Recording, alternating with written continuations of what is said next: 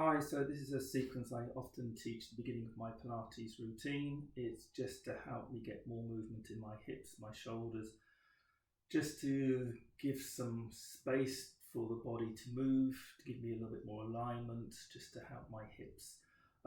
Just call it the rocking box sequence because I start off in a box position. So my first setup position is my box position. So my hands are directly underneath my shoulders, my knees underneath my hips. I'm making 4 sides of a box, 1 side, 2 sides, 3 sides, 4 sides. What I think about the knees, so I'm only making sure they're not too wide. The knees are going directly underneath the hip sockets. I also want to think about what my feet are doing. So my heels aren't falling out or in. I'm trying to get second toe aligned with the centre of the ankle, the centre of my knees. I'm now going to take my hands, one hand further forwards, spreading the fingers, middle finger pointed forwards. Take a breath in, and on the out breath, just gently ease back, softening the hips, softening the back pockets, arms are staying straight. In breath, I come forward, I don't have to come too far forward. As I breathe out, it's a softening of the tummy, a softening of the intestines to help me sit into it. And as I breathe in, I come forwards. If I wish to, I can come all the way through, so I load up strongly onto my arms, shoulders and chest. And out breath, softening back. I'm just going to do 3.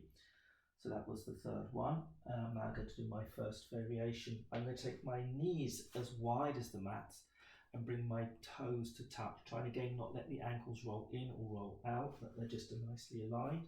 So I've got external rotation at the hip socket.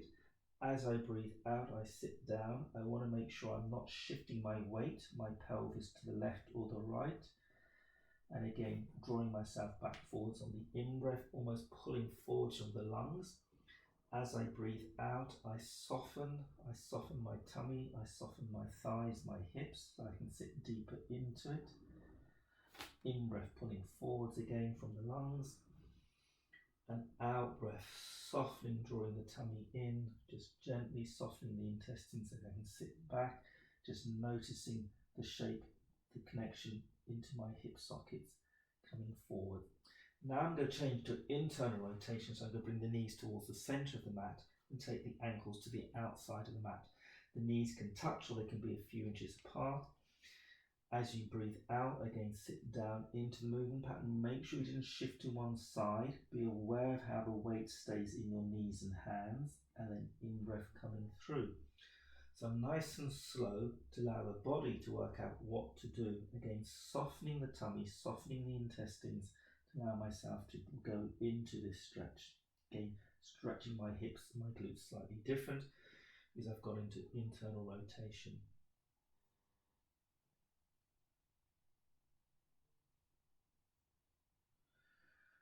Good.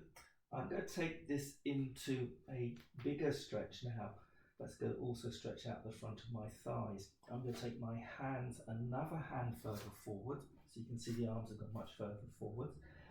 As I breathe out and sit down, I don't get to travel back so far, but it's very different for the shoulders, the armpits, and through the sides of my trunk. On the in-breath, I'm not coming too far forward, just loading up onto the wrists, and then out breath, sitting back. Now I'm going to think about a beam of light shining from my sternum on the floor. I'm going to take that beam of light along the floor. From my sternum, I'm shining that beam of light past my thumbs, along the floor. I'm going to angle it up the wall. I'm going to make sure I'm lifting up the wall, and now my hips can soften through. On the in-breath, I sit back.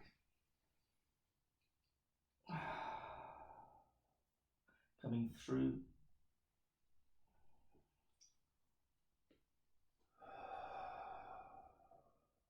Find the breath pattern that works for you. Generally, I go back on the out breath and come forwards on the in breath. But it can be a different breath if that feels better for you. What's important is to make sure you don't let your rib cage and your heart sink to the floor. Keep the feeling that you're shining your beam of light from your sternum up the wall and through. And that's it. That's one part of the sequence of the rocking box.